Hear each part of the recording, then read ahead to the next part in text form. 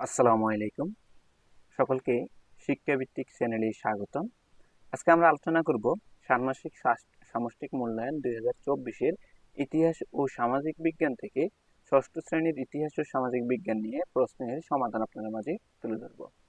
পূর্বে আমরা এ নিয়ে আরো কয়েকটি ভিডিও আলোচনা করেছি। আপনারা চাইলে সেই ভিডিওগুলো এই ভিডিওর উপর আই বাটনে ক্লিক করে দেখে আসতে পারেন। তো চলুন আজকের আলোচনা শুরু করি। শুরু করার পূর্বে এবার আমার মতো একটা কথা বলে নিচ্ছি, আপনারা যদি প্রথমে এই চ্যানেলটি ভিউ করে থাকেন তাহলে অবশ্যই সাবস্ক্রাইব বাটনে একটা ক্লিক করে যাবেন। কেননা সাবস্ক্রাইব বাটনে ক্লিক করে গেলে আমরা প্রতিনিয়ত আপনাদের মাঝে ভিডিও দিতে পারবো, এবং সাথে থাকা বেলটি বাজিয়ে দিবেন। আর বেলটি বাজিয়ে দিলে আপনাদের সুবিধা হবে, আমরা যখন কোনো নতুন ভিডিও নিয়ে আসবো সাথে সাথে আপনাদের কাছে নোটিফিকেশন চলে যাবে। তো চলুন আজকের প্রশ্নের উত্তরগুলো সমাধান শুরু করে দিই। আমরা প্রথমে আপনাদের জন্য এই প্রশ্নটি তুলে ধরেছি। এটা ছিল প্রশ্ন, মূল্যায়ন প্রজেক্টের নাম দায়িত্বশীল ভূমিকায় আমি। আর বিস্তারিত দেখা আছে, আমাদের চারপাশে নানা রকম মানুষের বসবাস, তাদের নিশ্চয়ই পরিচয় রয়েছে। আমাদের ক্লাসের প্রত্যেকেরই আত্মপরিচয় রয়েছে, এই পরিচয় রয়েছে সাদৃশ্য ও বৈচিত্র্য। আমরা মূল্যায়ন প্রথমে কাজটিতে জোড়ায় সহপাঠীদের আত্মপরিচয় অনুসন্ধান করব। এরপর অতীত ও বর্তমান সময়ের মানুষের জীবন ও জীবিকা তুলনা করব। সেই সাথে ভৌগোলিক পরিবেশে মানুষের ভূমিকাও জীবিকা শনাক্ত করে তুলনা করব। তো কাজে একই ছিল, সহপাঠীকে জানি এই সম্পর্কে প্রশ্নে বিস্তারিত বলা আছে। আমরা সরাসরি উত্তরে চলে যাই, কারণ তাহলে আমাদের ভিডিওটা স্বল্প সময়ে আমরা শেষ করতে পারবো। আর এবং নির্দেশিকা দেওয়া আছে, প্রশ্নে দেওয়া আছে, প্রশ্নগুলো খাতায় উত্তরপত্রে লিখবে, অবশ্যই প্রশ্নগুলো খাতায় লিখবে। তো এই উত্তরে প্রথমে ঘরে প্রশ্নে দেওয়া আছে ভৌগোলিক প্রেক্ষাপট এবং সামাজিক ও সাংস্কৃতিক প্রেক্ষাপট। এক্ষেত্রে সহপাঠীর পরিবার ও এলাকা যে তার প্রাকৃতিক বৈশিষ্ট্য অবস্থিত তা বিবেচনায় আত্মপরিচয়। আর এক্ষেত্রে হলো সহপাঠীর পরিবারের মানুষের ভাষা, সংস্কৃতি, পোশাক, রাজনীতি, রীতিনীতি, পেশা ইত্যাদি। তো উত্তরের প্রথম উত্তরটা ছিল এরকম যে আপনার পরিবারের সদস্য সংখ্যা কত, প্রশ্ন তৈরি করা, এবং আপনার পরিবারের প্রধান আয়ের উৎস কি, আপনার এলাকা কি ধরনের প্রাকৃতিক বৈশিষ্ট্য সম্পন্ন, নদী, পাহাড়, সমভূমি ইত্যাদি। আপনার পরিবার কৃষিকাজ করে কি, করে থাকলে কি ধরনের ফসল চাষ করে, আপনার এলাকায় প্রাকৃতিক দুর্যোগের বন্যা, ঘূর্ণিঝড় প্রভাব কেমন, এবং সহপাঠীদের যেই পরিবার সামাজিক বা সাংস্কৃতিক প্রেক্ষাপট ছিল সেটাও ছিল আপনার পরিবারের প্রধান ভাষা কি, আপনার পরিবারের ধর্মীয় উৎস কি, আপনার পরিবারের প্রধান খাদ্য কি, আপনার পরিবারের পোশাকের ধরন কেমন, আপনার পরিবারের সদস্যরা কোন কোন পেশায় নিয়োজিত। খ নাম্বার ছিল জোড়া গঠন করে তথ্য সংগ্রহণ করে, এবং প্রশ্নটি এখানে বিস্তারিত দেওয়াই আছে, আমরা উত্তর নিয়ে আলোচনা করব। তো উত্তরের শুরুতেই হবে সাক্ষাৎকার এবং সাক্ষাৎকার গ্রহণকারী। এখানে অবশ্যই তোমার নাম লিখবে, আর যার সাক্ষাৎকার নেবে তা হলো সহপাঠীর নাম লিখবে। তো এই দুইটা অবশ্যই ভালো করে বুঝে নাও, এটা এখানে হবে তোমার নাম আর এখানে হবে সহপাঠীর নাম। আর তারিখ তোমরা এই স্থানটাই রাখতে পারো, তারিখটা রাখতে পারো। এবং স্থানের জায়গায় হলো তুমি যে স্থানে বসবাস করো, তুমি যে ঠিকানায় বসবাস করো সেই ঠিকানা লিখতে পারো। ভূমিকা যেমন হ্যালো সহপাঠীর নাম, এখানে অবশ্যই যত জায়গায় সহপাঠীর নাম আছে তত জায়গায় তোমার বন্ধুর নাম লিখবা, বা তোমার ক্লাসমেটের না সহপাঠীর যে কোনো একজনের নাম লিখবা। আশা করি ভালো আছো। আমাদের ষান্মাসিক মূল্যায়ন প্রকল্পের জন্য তোমার সাথে কিছু তথ্য জানতে চাই। তোমার পরিবার ও এলাকা সম্পর্কে কিছু প্রশ্ন করব, তোমার মূল্যবান 20 মিনিট সময় দিয়ে আমাকে সাহায্য করলে খুশি হব। সহপাঠীর সম্মতি গ্রহণ, কারণ এরপরে আমরা প্রশ্নমালা চলে দেব। যেমন ভৌগোলিক প্রেক্ষাপট, তোমার পরিবারে কতজন সদস্য, পূর্বে এই প্রশ্নগুলো আমরা তৈরি করছি, সেই প্রশ্নগুলোর এখন উত্তর সহকারে আমরা লিখব। উত্তর হলো 5 জন, প্রশ্ন লিখবে এবং উত্তর লিখবো, মনে রাখতে হবে এখানে। 2 নম্বর হলো তোমার পরিবারের প্রধান আয়ের উৎস কি, রেমিটেন্স আয়, বা যে কোনো তুমি অন্য কোনো আয়ও ব্যবহার করতে পারো। তোমার এলাকায় কি ধরনের প্রাকৃতিক বৈশিষ্ট্য সম্পন্ন, এখানে হলো নদী ও সমভূমি। তোমার এলাকায় যা হয়, যদি পাহাড়ি এলাকা হয় তাহলে তুমি পাহাড় অবশ্যই লিখবে। তোমার পরিবার কি কৃষিকাজ করে, করলে করে থাকলে কি ধরনের ফসল চাষ করে, উত্তর হবে হ্যাঁ করে, ধানের চাষ করে বা ধানের চাষ করে, তোমরা এভাবেই লিখতে পারো। তোমার এলাকায় প্রাকৃতিক দুর্যোগের যেমন বন্যা, ঘূর্ণিঝড়ের প্রভাব কেমন, উত্তর হলো ঘূর্ণিঝড়ের প্রভাব বেশি, বন্যার প্রভাব কম হলে কম লিখবে, বেশি হলে বেশি লিখবে। এরপরে সামাজিক বহু সাংস্কৃতিক প্রেক্ষাপটের ক্ষেত্রে যে প্রশ্নগুলো তুলে ধরা হয়েছে তা সেগুলোর উত্তর। তোমার পরিবারের প্রধান ভাষা কি, বাংলা। তোমার পরিবার কোন কোন ধর্মীয় উৎসব পালন করে, ঈদ উল ফিতর ও ঈদ উল আজহা। হিন্দুদের জন্য তোমরা এখানে ইচ্ছা মতন তোমাদের যে উৎসবগুলো পালন করে থাকে পরিবারে সেই উৎসবগুলো লিখে দিবে। তোমার পরিবারের প্রধান খাদ্য কি, মাছ, ভাত ও ডাল। এছাড়াও তোমরা যদি অন্য কিছু খেয়ে থাকো সেগুলো দেখে দিতে পারো। তোমার পরিবারের পোশাকের ধরন কেমন? পুরুষের জন্য লুঙ্গি ও পাঞ্জাবি, ছেলেদের জন্য শার্ট প্যান্ট গেঞ্জি এবং মহিলাদের জন্য শাড়ি কাপড়, মেয়েদের জন্য থ্রি পিস।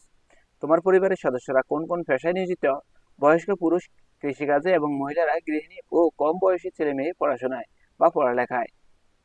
সহপাঠীর নাম। তোমার মূল্যবান সময় ও তথ্যের জন্য অনেক ধন্যবাদ। এখানে অবশ্যই সহপাঠীর নাম লিখবা।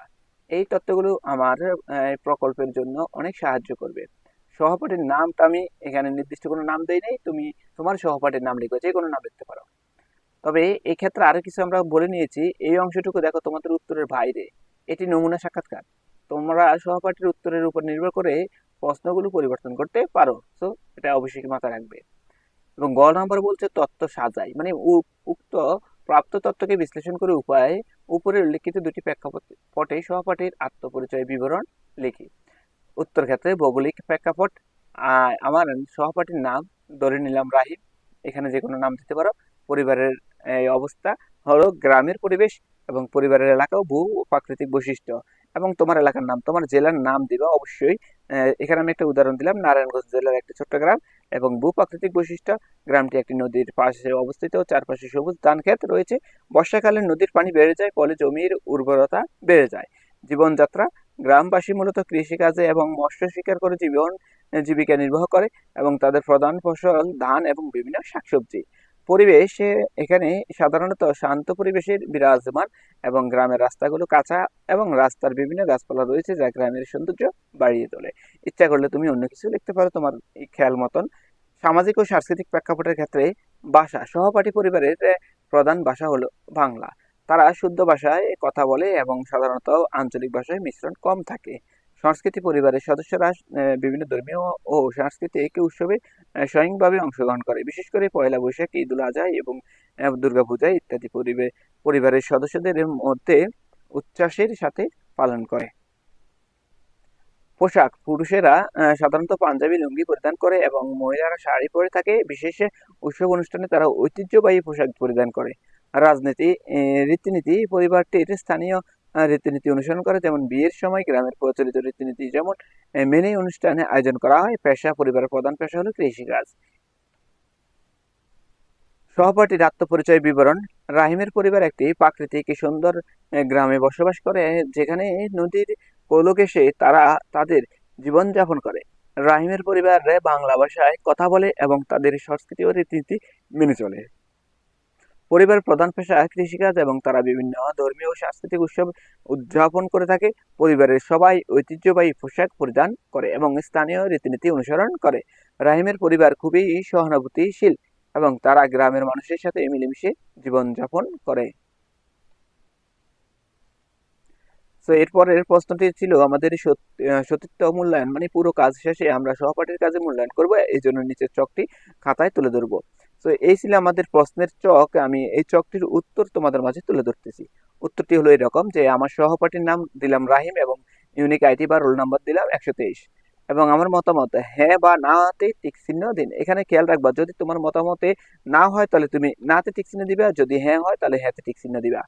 যেমন আমার সহপাঠী অনুসন্ধানের জন্য বিষয়বস্তু নির্ধারণ করেছে। হ্যাঁ, আমার সহপাঠী অনুসন্ধানের জন্য সুনির্দিষ্ট প্রশ্ন উপস্থাপন করেছে। হ্যাঁ।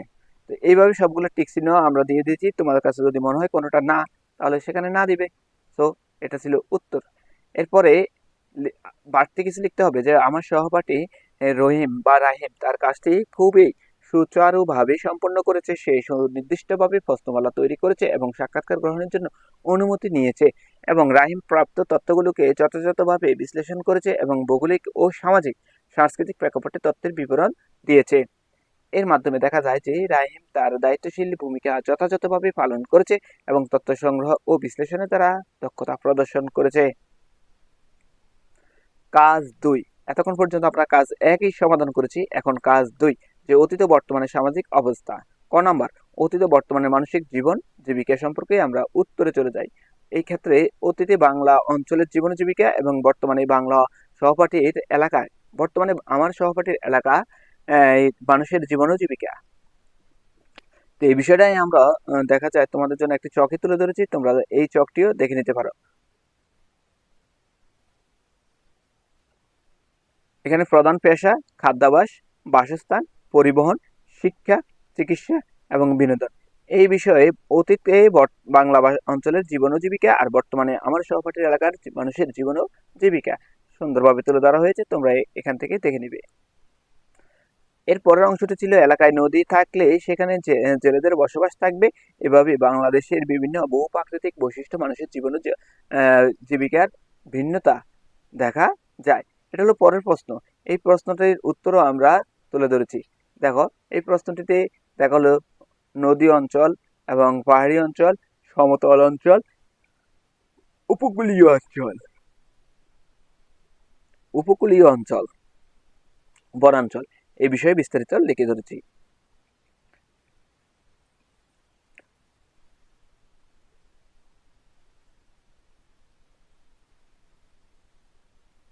পরের প্রশ্নের উত্তরটি হলো আত্মপ্রতিফলন, ক নাম্বার, এবং সহানুভূতি। খেয়াল রাখবা এগুলো অবশ্যই উত্তর। যেই হলুদ দাগ চিহ্ন দিয়ে মার্ক করে রেখেছি তা হলো উত্তর। তো উত্তরগুলো তোমরা অবশ্যই দেখে নিতে পারো। ক নাম্বার উত্তর, এটা হলো কাজ 3-এর উত্তর, মনে রাখবা কাজ 3-এর উত্তর। এরপরে দেখা যায় আমি এখানে কয়েকটি পয়েন্ট তুলে ধরেছি, সেই পয়েন্টগুলো অবশ্যই তোমার ভালো না লাগলে কমিয়েও নিতে পারো, এবং যদি মনে হয় সবগুলো রাখবা আরো বেশি প্রয়োজন হলে তুমি যুক্ত করে নিতে পারো। এরপরে চলে যাই আমরা কাজ 3-এর খ, দল গঠন করে আলোচনা। এখন আমরা 4 জনের একটি দল গঠন করব। দলে বসে আমরা ইতিমধ্যে যে আত্মপ্রতিফলন লিখেছি তা শেয়ার করব। এরপর সমাজের নানা রকম আত্মপরিচয়ের মানুষের সাথে মিলেমিশে থাকার জন্য করণীয় নির্ধারণ করব।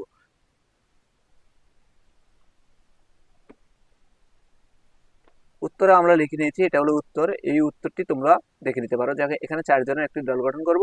এখানে আমি মানে আমার নাম লিখতে হবে, সদস্য 1 সহপাঠীর নাম লিখবা, সদস্য 2 তোমার দলের সহপাঠীর নাম লিখবা, সদস্য 3 তোমার দলের সহপাঠীর নাম লিখবে। এরপরে বিস্তারিত খানিকটা আলোচনা করবে। এরপরে বৈচিত্র্যকে উদযাপন করা, বৈষম্যের বিরুদ্ধে সচেতনতা বৃদ্ধি ইত্যাদিগুলো তোমরা দেখে দিতে পারো। এরপরে কাজ 3-এর ঘ, প্রতিবেদন লেখা। এরপর প্রত্যেককে দায়িত্বশীল ভূমিকায় আমি শীর্ষক একটি প্রতিবেদন লিখব। প্রতিবেদনটি নিচের বিষয়গুলো আমরা উল্লেখ করব। তো এগুলো ছিল আমাদের প্রশ্নের, এবং উত্তর হলো এখানে প্রতিবেদনের বিষয় এবং সমাজে নানাভাবে আত্মপরিচয় মানুষের সাথে মিলেমিশে থাকার জন্য আমি কি করতে পারি তার একটি তালিকা, এবং আমি কি কি করতে পারি তালিকা থেকে যে কোনো একটি কাজ কিভাবে বাস্তবায়ন করা যায় তার বিস্তারিত। তো এখানে প্রথমে যেভাবে আমি কাজটি করব সেই বাস্তবায়ন করব চেষ্টা করব এই বিবরণের মাধ্যমে তুলে ধরতে। এরপর 4 নম্বর, সমাজের নানা রকম আত্মপরিচয়ের মানুষের সাথে মিলিয়ে মিশিয়ে থাকার জন্য আমরা সবাই একসাথে কি করতে পারি তার একটি তালিকা তুলে ধরা হয়েছে। তো 5 নম্বর ছিল আমরা সবাই একসাথে কি করতে পারি এবং তালিকা থেকে যে কোনো একটি কাজ কিভাবে বাস্তবায়ন করব তাও বিস্তারিত তুলে ধরা হয়েছে। তো বন্ধুরা ভিডিও লম্বা হয়ে যাবে, মানে অনেক বড় হয়ে যাবে, বিধায় আমি ভিডিওকে শর্ট করে নিয়েছি। তোমরা অবশ্যই উত্তরগুলো দেখে নিতে পারো। তো আজকে এই পর্যন্তই, এবং তোমরা অবশ্যই সাবস্ক্রাইব করে রাখবে, তাহলে আমরা নতুন নতুন ভিডিও নিয়ে আসবো। সে পর্যন্ত সকলেই ভালো থাকবে।